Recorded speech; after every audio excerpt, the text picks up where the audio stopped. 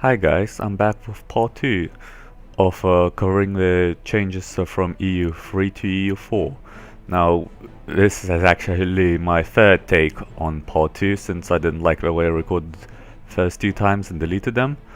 Let's continue where we left off. So we done the mission, so next is the stability and expansion map. So you can, one of the first things you'll notice is you can reduce your war exhaustion by spending your diplomatic points. Well, it naturally degrades. Like your war exhaustion, like in the previous game, naturally degrades, but you can actually now force a reduction by 2% or 2 points.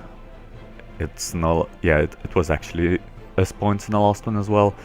And stability here, as you can see, you raise stability not through investing money, but through investing your administrative power. And the cost is a summary of all your provinces, and then unlike on the previous one where each province had a set cost, it seems to have been changed, and now it has like religious unity affects the total cost. So if you don't have everyone converted, you'll be paying an overall penalty for how much it costs to increase stability. And other things can, like overextension can also increase the cost of stability. So if you're overextending yourself, then you'll also be paying more. So it can quite drastically increase the cost by having 2 years. You get quite a bit of overextension for each province. You can also get like details on your colonization modifiers, so your range, the increase, which you'll get from ideas and maybe advisors, colonist travel time, so how long does your colonist take to get to the colony before he starts colonizing it. For like for Africa it'll probably not take that much, but for going America it can take half a year or maybe even more to get there for a colonist to start colonizing. Now, overextension says manage, but what it really means is, well, I don't have any overextension, but once you click it, it will list the provinces which you haven't cored. Now, they changed coring from a previous game where you had to wait 50 years for it to core.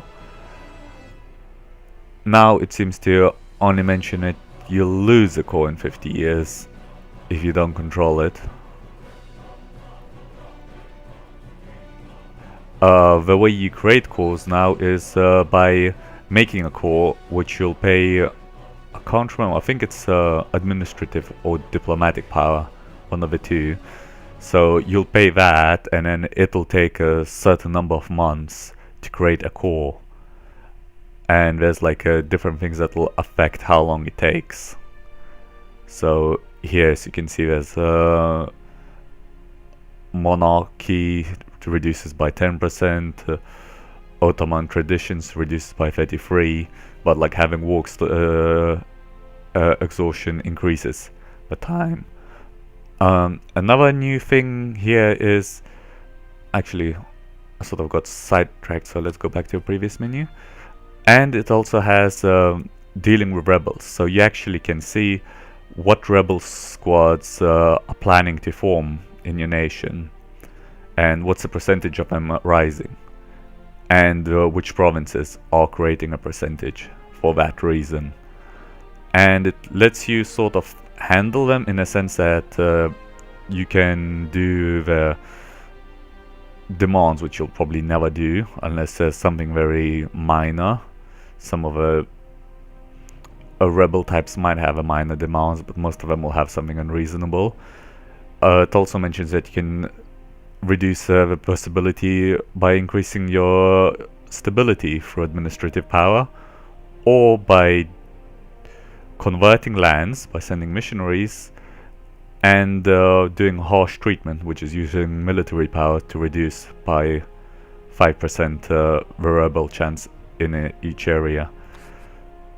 And once rebels appear, this bar starts filling up, and this is basically how badly our rebels damaging your country, and once this fully fills up, the thing that the rebels are trying to achieve will actually happen. So if it's a nationalist appearing in one of the provinces, they'll become a nation and they'll defect from you. And this is just a calculation of a base revolt risk. Let's go into the next one. So religion had quite a bit of overwork done to it. Like, let's go on a diplomatic view. For Catholic, you no longer get a single one extra colonist by being Catholic, so you need a national idea to actually get any colonists, which is a big change. And they no longer in the religions include like a raw stability cost for your religion. So now stability religion might affect stability cost in, I think if I click on one of the provinces here, diplomatic. No, maybe it was here. Well, I can't remember. One of the religions has an effect. Maybe it was Orthodox. If I can find any Orthodox nations, that is. There you go. There, as you can see, they have a 10% cheaper stability modifier. But otherwise, religion no longer really interacts much with stability cost, other than if you don't have a religious unity within your nation. Here you just get a summary of different things, like being a Sunni, you get a 100% chance of a new hairs, and like your tolerance for different religions. Piety determines, are you sort of gonna be getting from your religion a war bonus or a sort of technology and income bonus for the Sunni. Other religions, I believe, will have slightly different bonuses, and they might not be using piety. I haven't actually checked them out, so I'll probably check them out and do a video on that, including other changes once the full game is out. Here it also tells you your religious unity and which provinces are not your religion, and you can quickly send a missionary there to convert them. You can also sort this by which regions will take you the shortest amount of time in months, so 25 months to convert that. Now, I believe if you increase the stability, it'll reduce the time it'll take to convert each region. And in military, they summarized everything, so they put in like a tradition, military and army and naval traditions all into one screen, and all your military leaders into the same screen. So just like before, you can click and change your military type, I mean military unit type, once you unlock it through technology. That applies for all three.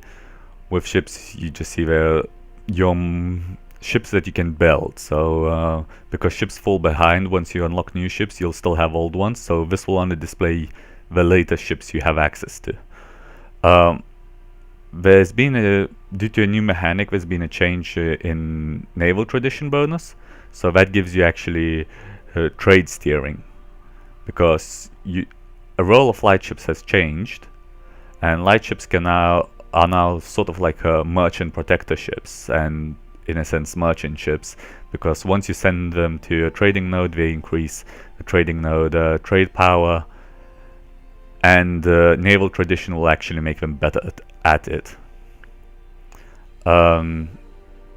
Now military tactics is another new addition, I believe, because I don't recall seeing military tactics in the previous, and it's a damage reduction for when you're doing fights. So the higher military tactics you have, the less damage your units take per phase. Discipline is still the same, and defense, I believe, is still the same. Now there has been big changes to your leaders, so your military leaders like generals, admirals. Now you get like through ideas you can increase this by default. You get one lead, you're allowed one leader, and for anything over one that you have, you'll be spending an extra military power each month to support any additional leaders. Now this will only count leaders, the first four leaders, so your general, your I think admiral, and your explorer and your conquistador. It will not affect if you have your king leading, so he does not count as one of the leaders. And one of the new features is you can turn your heir into another military leader, so we can do this, and he will not be counted as an additional leader at the cost of your military power. And it seems like pretty random, because this is about the fourth time I tried to click on this, and his stats, my hair stats, always seem to be random, and they are generated on that time I'm clicking on the button. Though I believe it is influenced by your army tradition and your naval tradition, just like in the previous games. Now,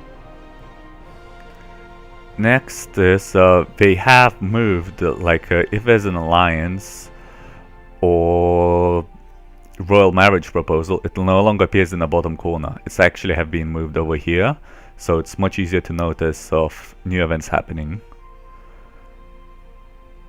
This is still the same, so you're still getting all of your information. Here you get quite a in my previous videos you might have noticed I clicked on a few of them. You get sort of, in the previous game you had just these flags appearing, which when there are too many it was really unclear what was going on. Now they sort of got it a bit better. Let's see if I resume and increase the game speed. Hopefully something will trigger towards next month. There you can see, so you get these informations of which country did something, or like one of your countries modifiers expires or starts. You can change the filter for this as well. The minimap modes have been sort of redesigned in a sense that you still get the same minimap types, but now you sort of get 1, 2, 3, 4, 5, 6 of them displayed. But you can choose, so you can click and change which ones are going to be displayed for you. Now, I'm finding this a bit quirky because I can't get them arranged in the order I want them to. Maybe there's some trick behind it, or maybe it's still not really polished that well, as this is the demo. So I couldn't get them arranged in the order I wanted them, but you can change the order of them. In the military, like in your war, I think I forgot what it's called. It's basically your war details. There's been only a slight change, and that slight change is you can actually now click for peace over here, and it quickly takes you to a diplomatic view.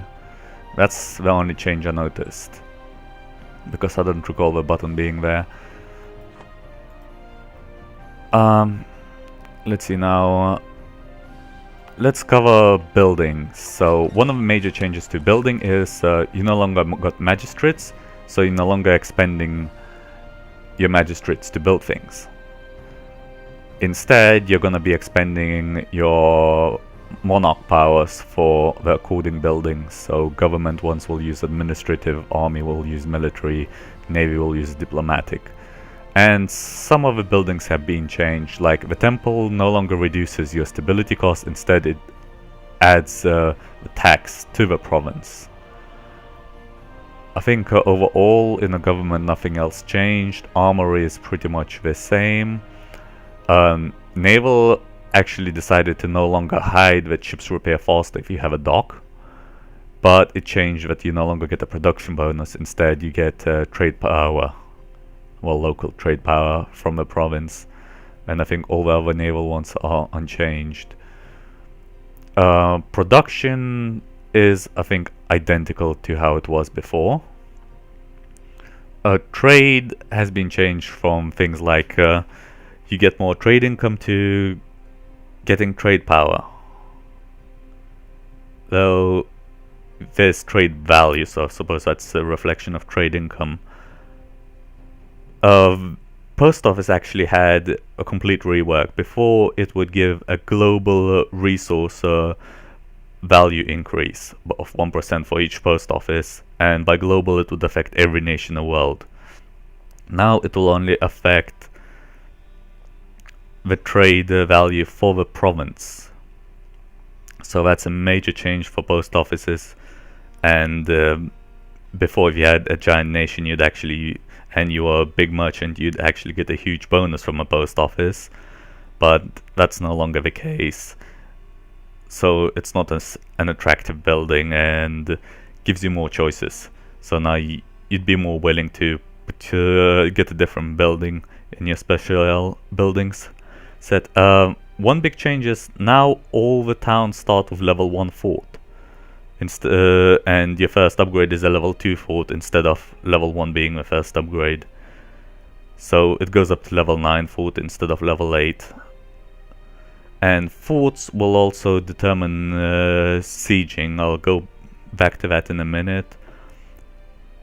Now, unique buildings made it a bit easier to see, I think, and some new buildings joined unique buildings. Now, university is part of unique buildings, whereas before it was one of the manufacturers' buildings. And I think there was one more, but I'm not sure. And the manufacturing buildings are in a main province view if you click here. And they no longer have a flat income addition. So the only thing they do, the costs have been reduced significantly. They used to be, I think, like a starting price of 800 or something, or 720 or 820, I can't remember. But now they're just costing 500 ducats to build. So they're a lot cheaper to build. And it still takes 60 months to build, but they no longer give you a flat income bonus. And what they do is they just double certain resource production. One of the changes to this is, though, naval now also doubles salt production. I don't think I have noticed any other ones. Wool, cloth, grain, coffee.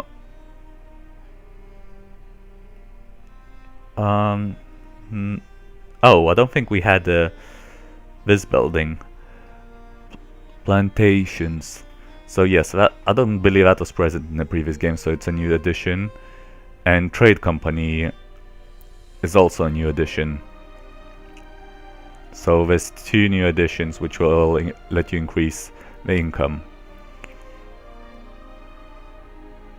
Now, there's been a really big redesign towards your city view.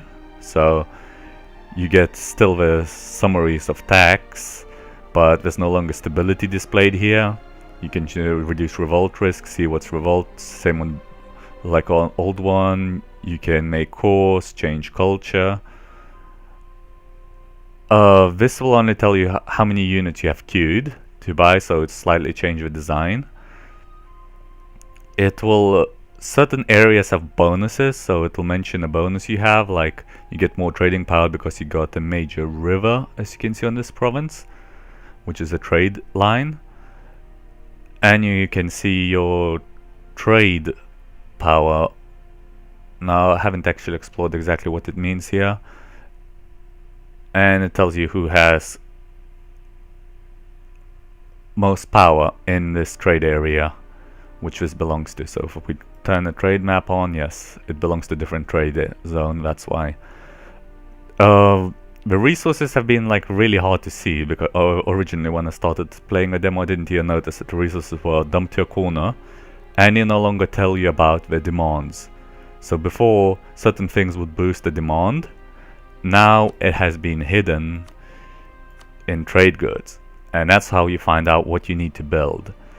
And I think this has also been significantly redesigned of the goods you need. So like to increase how much money you're gonna get from having grain coming into your capital should have all the military buildings, and then grain will be worth a lot more when you're trading it in your capital. But they seem to have really reworked this, and it'll take probably some time to work out exactly what's best to build where to get the most trade value out of everything. I think that's it for the summary.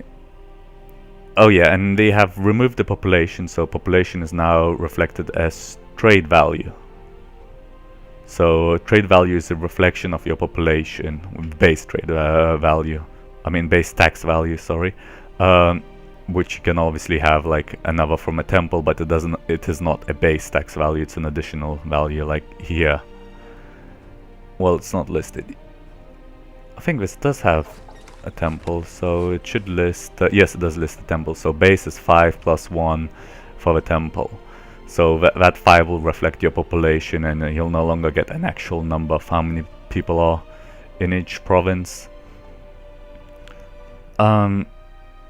Let's see, they added a new easy to build button. So for this, I'm slightly finding that once you zoom out, it actually makes it harder to click where you want. So this works very well when you're zooming in. You can then click on provinces where you want something built. Oh, so right clicking actually deselected that, but that way you can build sort of quicker by selecting multiple provinces, or say do this and you want troops there. It's much quicker than clicking on each individual province and then clicking on what you want. It's reduced by a click. And you can also do your buildings the same way, but as I have nothing available to build, it will not show me any buildings. But once I have things I can build, I'll be able to expand these menus and click on a building, and it will show me every province that has it. I think I'm gonna capture this and explain some of the battle changes, and then show the things that they added to it. So let's resume.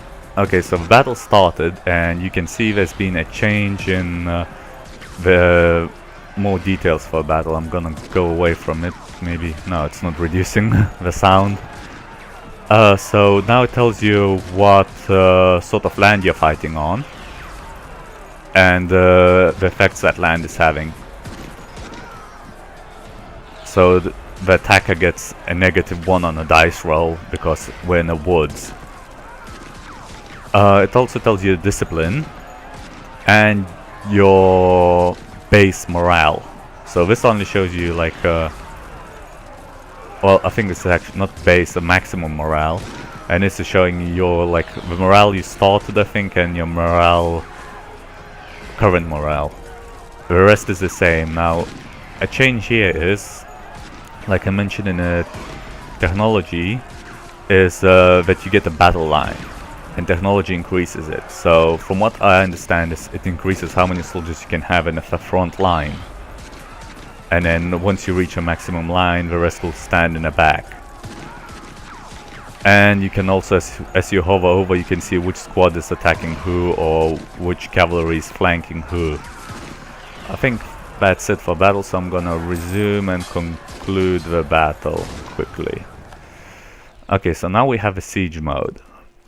Siege view has been completely made more obvious by improving the interface by a lot. And when sieging, you can actually check out the province and select your army. So before, in a previous one, you could not check a province if it's being sieged. You just could not click on it. So I think it's making it a lot better by being able to click on the province and see what it has. Now, some of the changes here is, like I mentioned this, forts now start at number 1. And fort will actually reflect, fort level will reflect how many artillery you need. So for level 2 fort, you'll need the bonus for artillery is 1, 4, 6, whereas for level 4 fort it's 1, 8, 12 artillery for like a 1 bonus, 2 bonus, 3 bonus. Now each siege has a time on, I think it's on 30 days or something, where each phase takes place. Now each phase has a chance of actually it has modifiers, so it's 30 days base, with an war exhaustion slows it down, prestige seems to be slowing it down, and tactics difference is actually speeding it up because my tactics is higher level. It improves how quickly each phase goes, and each phase has a chance of progressing to the next level of a phase. So here you go, and every base 30 days you have a chance of progressing to the next phase, and a cycle will repeat until this hits 12, and as it gets closer to 12 it increases the chance of you successfully sieging. So at the beginning you only get chances of doing supply shortages, but if we continue,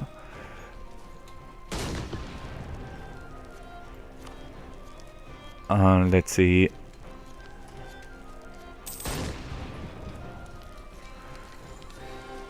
So this is pretty random, so it sometimes can take a while. But you get bonuses when sieging, and it actually gives you more detail of how the power of sieging is concluded. Okay, so we progress to the first phase, from 0 to 1 phase. And there you go, now we're in phase 2, and you can see change to food shortages. So we're actually gonna finish sieging this. And once it's finished, and here, when you zoom out, you can see the chance. So it says 28%, and here you can see that it's reflected what's the chance of you actually being able to get to the next phase of the fort losing something. So now I'm on the last phase, and at the moment it only has a 0% chance that it'll surrender. And now 14%. So let's finish sieging it so I can explain more changes to building, as I need a new province to build.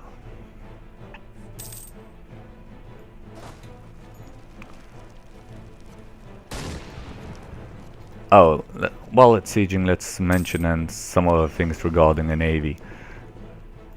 It did actually finish, so I'm just gonna pause. Like I mentioned earlier, the role of the light ships has changed, and light ships have now trade power.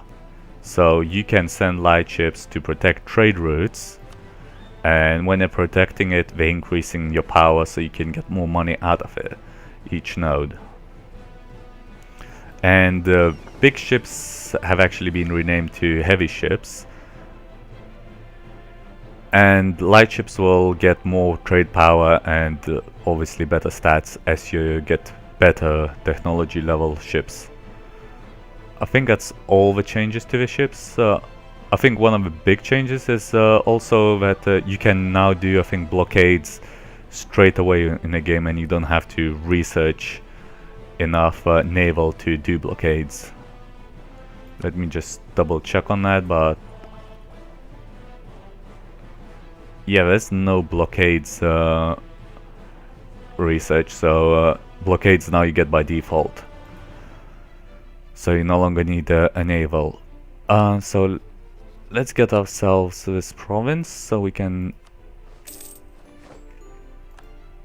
So now if we're going to build, we get an expanded, and then... Oh, because I think I don't have any other provinces, it will not give me a comparison to this, but it'll say, like, if I build an armory, it'll increase by how much my manpower. But I think because this is a new province and they don't really like me at the moment, I'm getting all zeros. So let's see if we can progress time and get them to start paying tax, and get someone to deal with rebels in the meantime. So now the province is not willing, so let's go and look at the troops a bit. Now one of the changes, well, I think it's the only change that I have noticed majorly is you get forced march, which is a national idea, allows you to your troops to move 50% faster across the map at the cost of military power for each province crossed.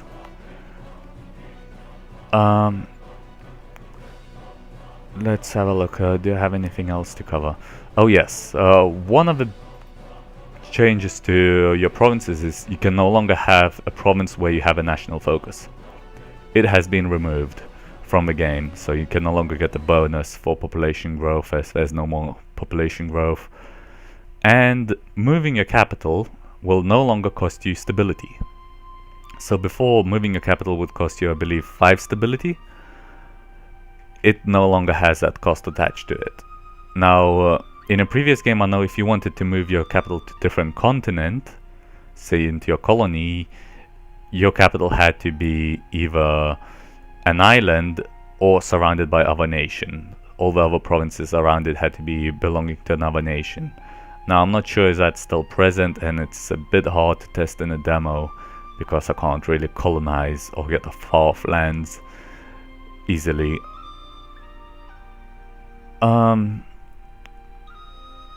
Let's see, do I have anything else? Oh yes, there's been done some changes to the map. Like here you can see there's 2 provinces.